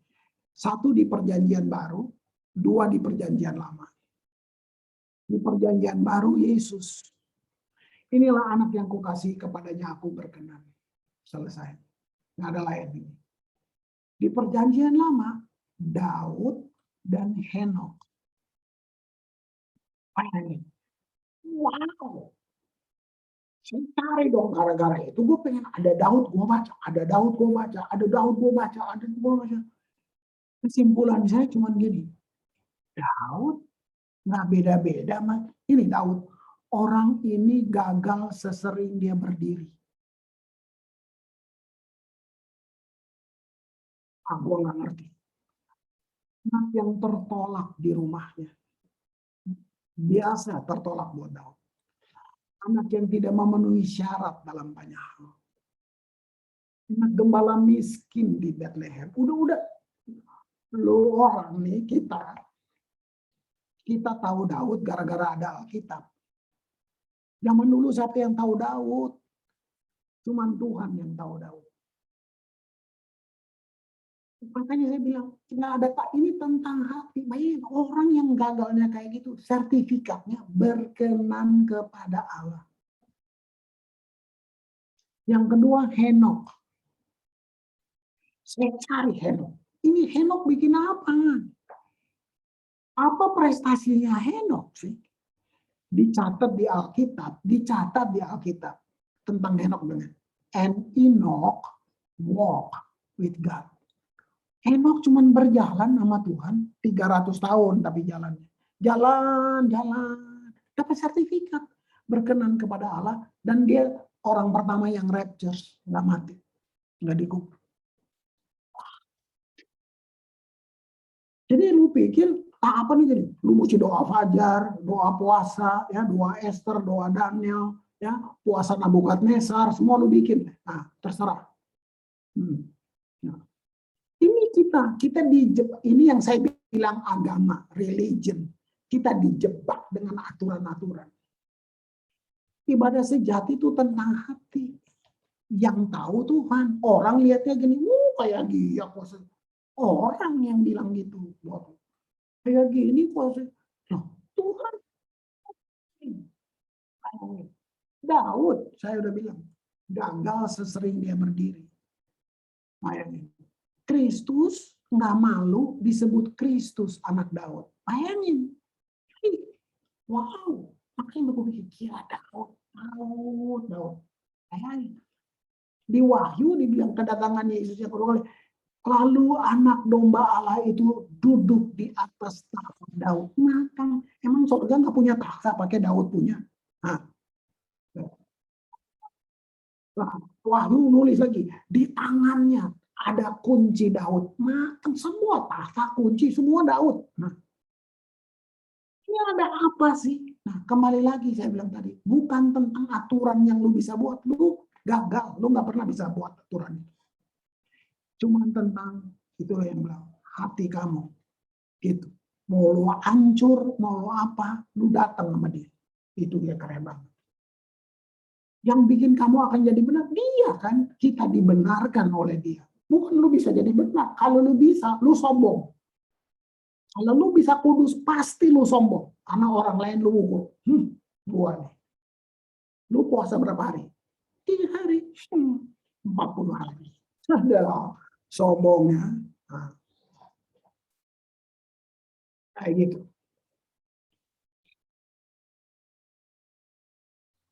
Oke?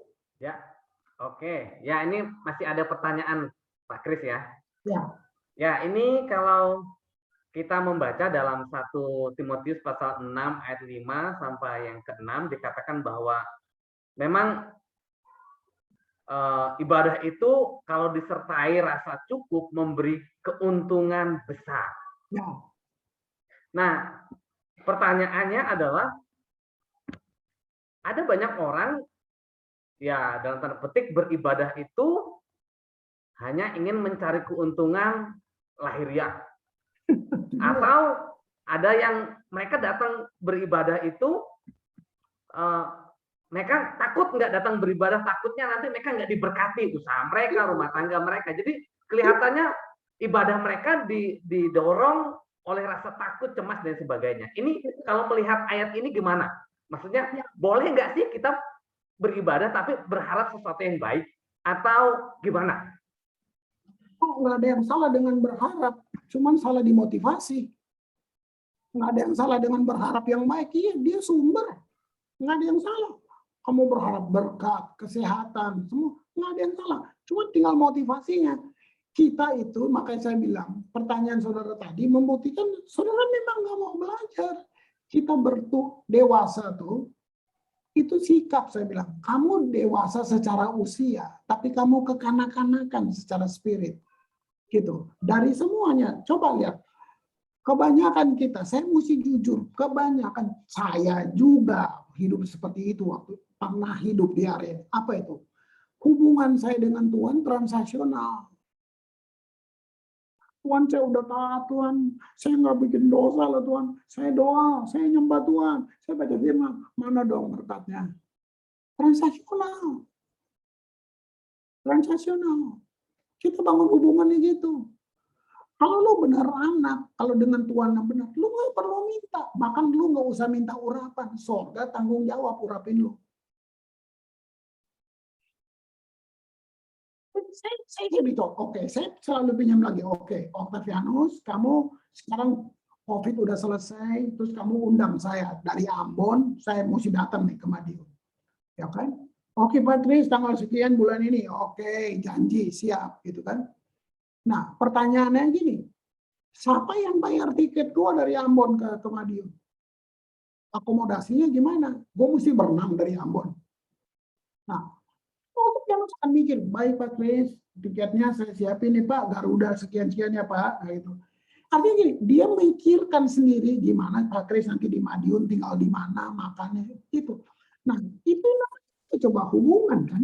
Lo bayangin, walaupun ada urusan pelayanan, dengan Tuhan, lu melayani Tuhan, lu anak, itu identitas, ya, gitu. Sorga tanggung jawab urapin lu. Kalau lu ngemis-ngemis minta, itu lu nggak kenal. Lu anak yatim piatu, makanya gue bilang. Lu ngemis-ngemis minta. Itu banyak banget jemaat yang kayak gitu. Sebenarnya yang perlu definisi ulang ya pemimpin-pemimpin. Kita ngajar apa? Itu kan dampak dari pengajaran. Pengajaran yang bikin kita kayak gitu.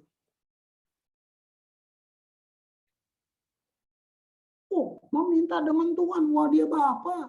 Jangan minta sama orang, sama dia, keren banget. Keren banget. Nah, cuman tinggal dimotivasi gitu. Gitu. Makanya saya nggak mau mengajar bentuk. Nah, kalau saya ngajar bentuk, nanti kamu terjebak dengan bentuk. Kalau kamu nggak kayak gitu, kamu rasanya nggak berdoa, kamu rasanya nggak menyembah. Nah, kita pikir mungkin Tuhan tuh orang Solo, jadi kalau mau ngomong mesti baca puisi dulu. Itu kan terserah dia, lu mau gimana, lu mau ngomong bahasa Jawa, bahasa Cina, terserah. Ini kan tentang connect, tentang hati kita terkonek dengan Tuhan. Gitu loh. Ya, oke. Ini masih ada pertanyaan, ini seru sekali. Ayo. Oke, ini ada pertanyaan juga nih. Kan seharusnya kalau kita baca dalam Roma pasal 12 ayat pertama bahwa kita harus mempersembahkan tubuh kita. Ya, sebagai persembahan yang hidup. Ya. Tapi ini ada pertanyaan. Nah, kalau misalnya setelah selesai ibadah atau kebaktian tersebut, apakah orang Kristen tidak lagi mempersembahkan hidup kepada Allah? Jadi maksudnya mungkin pertanyaannya, apakah hanya mempersembahkan hidup itu hanya pada saat ibadah gitu? Kan ada banyak orang mungkin ya saya berasumsi bahwa ada banyak orang yang waktu ibadah mungkin terlihat rohani, kudus, tapi setelah keluar gedung ternyata hidupnya serupa dengan dunia lagi mungkin. Itu gimana Pak Kris? Ya, itu yang itu yang saya bilang. Gini. Tuhan tuh gini, ya. Tuhan tuh gini. Dia tahu, dia punya rencana buat kamu. Dia punya rencana, Yeremia bilang dia punya rencana masa depan yang penuh kedamaian sejahtera. Dia itu rencana Tuhan, bukan rencana kecelakaan. Itu Tuhan. Tuhan punya rencana buat kamu. Nah, tubuh itu apa coba? Tubuh itu kendaraan. Mempersembahkan tubuh itu adalah tubuh itu kendaraan yang Tuhan akan pakai jadi kendaraan membawa kamu kepada tujuannya. Nah, mengertinya itu dulu. Nah, jadi dari pertanyaan kamu, saya bisa mengerti, menurut kamu ibadah itu nanti hari Minggu. Jadi Senin sampai Sabtu itu cari nafkah buat keluarga, itu bukan ibadah. Kalau buat saya, hari Minggu itu kelas. Karena kita bikin pengumuman, ibadah jam pertama, jam 7.30 WIB. Nah, ibadah yang kedua, jadi kita ngerti, oh ibadah. Padahal hari Minggu itu kelas. Kamu diajarin tentang firman Allah, tentang semua. Jadi ibadah kapan mulai? Waktu keluar gereja, itu ibadah baru dimulai. Sampai nanti hari Minggu lagi kamu masuk kelas. Nah, itu ibadah baru dimulai. Bagaimana kamu bereaksi, mobil lu kesenggol, gimana? Nah, kamu ini kan. Nah, itu agama yang saya bilang, pemahaman kamu tadi itu. Itu yang saya bilang agama. Nanti itu apa? Tapi kita terpotong dengan tulisan di papan pengumuman, ibadah jam pertama, ibadah jam kedua, itu kan ibadah waktu kamu keluar dari gereja, baru mulai itu ibadah. Lu tadi kan di kelas diajarin, nah keluar, itu ibadah. Gitu loh. Sekarang saya mau tanya, menurut kamu, hidup dalam hadirat Tuhan itu kayak apa? Hari Minggu di gereja setengah jam waktu pujian penyembahan. Itu aja udah cacat. Itu pengertian kamu. Bagaimana hidup dalam hadirat Tuhan? Saya jawab, hidup dalam hadirat Tuhan artinya menyadari Tuhan 24 jam. Itu hidup dalam hadirat Tuhan. Jadi bukan kurung diri di kamar. Oke, 2 jam kamu berdoa dalam hadirat Tuhan. Lalu yang 22 jam di dalam siapa? Makanya kamu terus stres, kamu terus coba berusaha. Kamu kayak mau nyogok Tuhan, saya mau. Bodoh. Itu menyadari Tuhan 24 jam. Bisa apa definisi doa? Ayo. Nah, kamu kan tutup mata. Nah, itu karena dia diajarnya gitu. Doa buat saya ada 2, ini terminologinya doa. Dia bilang communicate. Berarti bicara 2 arah. Itu doa. Nah, kita pengertian doa itu kamu bawa list. Segala kebutuhan. Jadi Tuhan itu nggak tahu kebutuhan kamu mesti kasih tahu dia. Itu goblok loh. Lu nggak kenal. Nah, yang kedua doa. Ini saya waktu ketemu kata ini, saya tercengang-cengang. Karena dibilang doa itu mencium wajah Tuhan. Oh, berarti doa itu hubungan yang paling intim dengan Tuhan, bukan tentang bawa kebutuhanmu, minta-minta. Aduh, Tuhan bilang, saya sudah tahu segala kebutuhanmu. Nah, kita itu, makanya kita bangun doa itu kita nggak punya hubungan. Penyembahan tanpa hubungan, itu lampu tanpa minyak. Ngerti nggak? Nah, jadi sekarang saya tanya, bisa nggak kamu nyembah Tuhan, berdoa sambil masak, Santi? Bisa dong, ya kan? Sambil kerja, di meja kerja. Tapi kan hatimu, bisa nggak? Lagi nyetir, nyembah Tuhan, bisa nggak? Bisa. Perlu pakai musik? Bisa ya, bisa enggak. Selagi nyetir, doa. Bisa nggak? Bisa. Mesti tutup mata. Nabrak lu nanti. Nah. Ini yang saya bilang bisa nggak bebas gitu. Jadi Tuhan ada di mana saja. Jadi, apa kata ini Sela di Mazmur? Itu Sela. Kalian ngerti?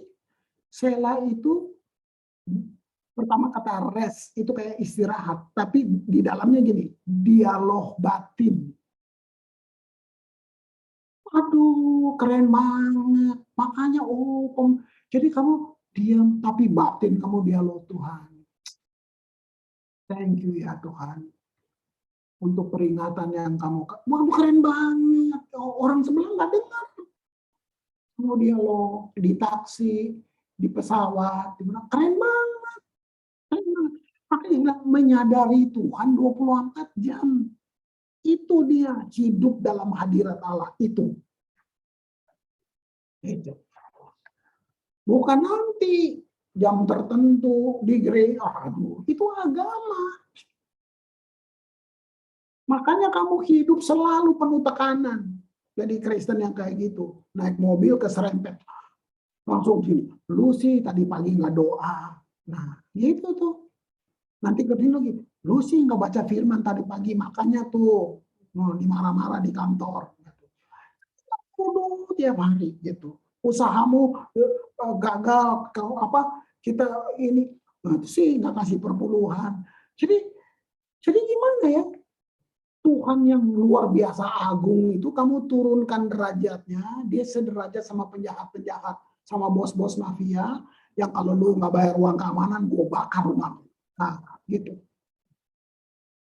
Tanpa sadar kamu menurunkan derajatnya Tuhan. Lu mau punya Tuhan yang tiap hari pegang tongkat, gini ya? Terus nanti, kamu nggak bawa pagi, COVID, gitu. Organus, kamu sudah nggak pelayanan lagi, kena sakit loh. Lu mau punya Tuhan yang gitu tiap hari? Lu mau ikut Tuhan? Nah makanya, akan begitu acting kita. Gitu. Ngeri nggak? Itu pengajaran, itu yang dia bilang jebakannya, itu dia religion, agama. Wah. Ya, terima kasih. Luar biasa, luar biasa. Ini masih ada pertanyaan ini. Sebenarnya waktunya udah hampir habis, tapi harus ada apa namanya, harus dijawab ini harganya, Pak. Okay. Ini kan ibadah itu bicara tentang hubungan dengan Tuhan. Nah, pertanyaannya di sini adalah, ada yang bertanya, bagaimana cara kita mengenal Dia dengan benar, sehingga kita bisa beribadah itu juga benar caranya seperti yang Tuhan kehendaki. Bukan terjebak dengan agama seperti yang Pak Kris tadi katakan. Terima kasih. Gimana cara kita mengenal Dia dengan benar, sehingga mungkin dalam ibadah sejati kita tidak terjebak dengan agama. Sebenarnya bagaimana mengenal Dia dengan benar, itu suara di batin kamu. Itu. Makanya saya jangan kasih formula. Misalnya saya bilang gini, oke, bangun jam 5 pagi. Itu udah formula. Nanti kalau bangun jam 6, salah dong. Gitu. Itu tentang di batin kamu. Soal benar dan salah bukan manusia yang menilai. Gitu. Itu cuma gini, lu rindu Dia nggak? Gitu. Mengenal Dia. Gini ya, gini. Paling jawaban bagusnya gini. Kamu rindu kan? Kenal Tuhan dengan benar kan? Oke, mari saya jawab. Tuhannya lebih rindu lagi dari kamu. Ayo. Nggak ada yang persulit kamu untuk kenal Tuhan dengan benar. Kamu rindu. Si Tuhannya lebih rindu. Dengar ya, malaikat tidak segambar dengan Bapa di sorga. Kamu dan saya segambar dengan Bapa di sorga. Malaikat tidak boleh panggil Tuhan Bapa. Kamu panggil Dia Bapa. Malaikat salah, buang. Kamu salah, Tuhan nangis turun, tebus kamu. Jadi nggak ada buat kamu sampai nggak bisa kenal Dia dengan benar, nggak ada. Bayangin, lu salah, Tuhan turun tebus kamu. Malaikat salah, buang. Malaikat itu cuma makhluk kudus. Kamu anak, kamu panggil Tuhan Bapa. Malaikat nggak panggil Tuhan Bapa. Ayo, apa yang bikin kamu terus terkurung ini? Ini yang saya bilang roh agamawi itu. Gitu. Saya rindu deh, Tuhannya lebih rindu. Kamu pengen bisa mendengar suara Tuhan. Tuhan lebih rindu kamu dengar Dia. Jadi ini tentang communicate. Ngobrol, minta dari Dia. Bukan tanya pendeta. Ayo. Saya kenal orang. Bahkan ini orang bukan Kristen. Jadi Kristen. Jadi orang Kristen baru. Dari seberang. Kalau doa saya sampai kagum. Saya kadang-kadang nggak sengaja ke tempat dia sakit, lalu saya bilang, oke, kamu yang doa ya, gitu. Namanya Denny. Dia doanya gini, Tuhan Yesus, ini Denny, Tuhan masih ingat kan? Saya bilang, wow. Saya pulang saya mikir, wah, keren banget. Itu lu bisa salah. Kata-kata Tuhan mah, Tuhan nikmat. Ada lagi yang gini, saya utus dia ke pulau kecil. Kalau doa, panggil Tuhan love you. Dia selalu kalau doanya gitu, love you. Kasih saya pengertian dong. Nah, gitu. Dia kalau dia punya cara sendiri.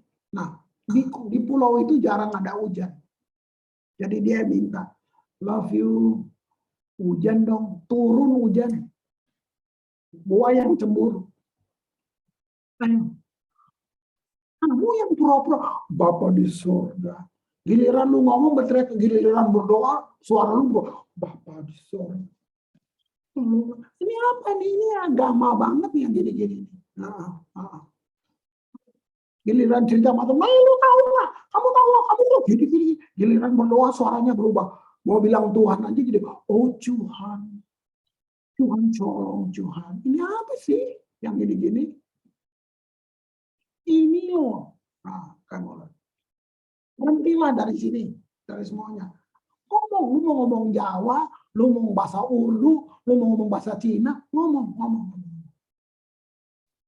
Saya tidur di rumah orang. Ini mundur 20 tahun ya. Saya tidur di satu rumah keluarga, encim-encim, yang kalau panggil Tuhan, lo. Nah, dia nggak percaya. Anaknya mati. Anaknya dicekek. Mati keluar lidah. Terus diceritain, kamu berdoa deh, minta-minta. Dia marah sama Tuhan. Dia bilang, lo Tuhan. Nah, kalau lo sembuhin anak gue sembah lo. Anaknya bangkit. Dia merayap dong kayak ular. Tapi bilangnya masih lo. Tuhan, gue sembah lo. Tuhan, gue sembah lo. Tuhan udah tersinggung. Saya tidur di rumahnya. Nah, saya lihat dia. Gila. Mencim. Lalu ini. Nah, jadi saya lagi kita terjebak, makanya saya bilang kita pikir Tuhan itu orang Solo. Jadi saya mesti baca puisi dulu. Ya, gitu. Ada yang hampir saking takutnya kepada yang terhormat Tuhan Yesus di surga. Akhirnya yang kita tulis surat gitu kan.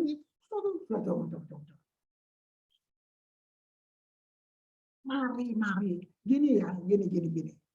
Dia sayang kamu melebihi siapapun yang bisa bilang sayang sama kamu. Pegang ini baik-baik. Dia sayang kamu melebihi siapapun yang bisa bilang itu. Kamu ketipu waktu kamu bikin dosa, terus kamu bilang ini, Tuhan udah nggak sayang lagi. Saya sangat berdosa. Itu yang bilang siapa? Ada roh lain yang bilang itu buat kamu. Dan kamu percaya.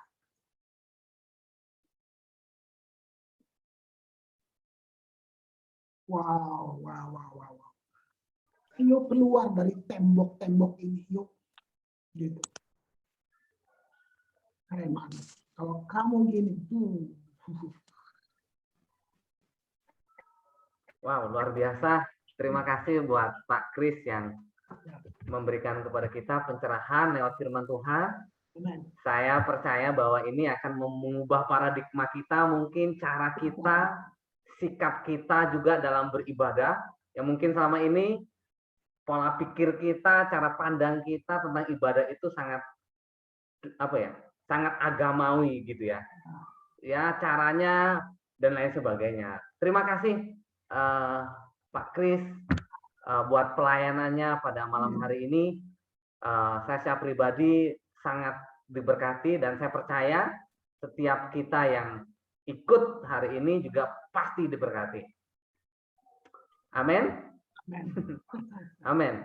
Baik. Amin. Sebelum kita tutup dengan doa, dan nanti setelah ini kita mau foto bareng ya. Nah, oleh sebab itu memang foto-foto. Iya. Ya, oke. Terima kasih sekali lagi. Bisa foto sama Pastor Kris. Ya. Ya, terima kasih sekali lagi buat Bapak Ibu juga yang sudah ikut pada malam hari ini. Nah, sebelum kita foto bareng, saya sekali lagi minta dengan hormat Pak Kris yang akan berdoa untuk kita pada malam hari ini. Oke. Mari kita berdoa. Tuhan, hamba berhenti berbicara. Tapi Tuhan tidak berhenti berbicara untuk setiap kami. Dengan cara yang kami bisa mengerti. Sebab Tuhan sayang mereka melebihi siapapun yang bisa bilang itu. Terima kasih Bapak. Dalam nama Yesus, Aku memanggil berkat utara, selatan, timur, dan barat. Aku memanggil berkat samudra raya. Aku memanggil berkat embun pagi. Berkat keturunan Abraham, Ishak, dan Yakub. Turun bagi semua saudara-saudaraku ini. Di dalam nama Tuhan Yesus. Tuhan memberkati engkau dan melindungi engkau. Tuhan menyinari engkau dengan wajahnya dan memberi engkau kasih karunia. Tuhan menghadapkan wajahnya kepadamu dan memberi engkau damai sejahtera yang melampaui segala akal. Kasih, anugerah, limpah rahmat dari Tuhan kita Yesus Kristus. Persekutuan yang indah dengan Roh Kudus mengawali setiap langkahmu keluar masukmu mulai hari ini sampai kekal selama-lamanya. Amin. Amin. Oke, saya minta supaya videonya bisa dibuka supaya terlihat orangnya. Mari saya menyerahkan kepada Pendeta Yoel. Halo Pendeta Yoel, bisa dipoto ya? Terima kasih Ya. Pendeta Okta. Karena ada 3 slide, jadi mohon nanti ditahan dulu untuk senyumannya. Untuk slide pertama kita akan ambil gambarnya. Sudah open cam semua ya? Masih ada yang belum Bapak Ibu?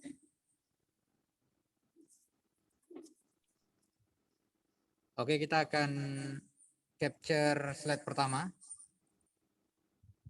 1, 2, 3. Oke, kita masuk slide kedua. 1, 2, 3. Kita akan masuk slide terakhir. 1, 2, 3. Terima kasih. Saya kembalikan kepada Pendeta Okta. Ya, sekali lagi Pak Kris, terima kasih yang sudah menjadi narasumber dan terima kasih buat Bapak Ibu yang sudah mengikuti seminar pada malam hari ini. Tuhan Yesus memberkati kita semua. Thank you, Om Kris. Terima kasih Terima banyak. kasih, Pastor. Yang Kris. Terima kasih, thank you. Shalom. Tuhan berkati. Tuhan Terima kasih, Om Kris. Selamat Tuhan malam. memberkati kita semua. Terima kasih Thank you, Pastor Kris.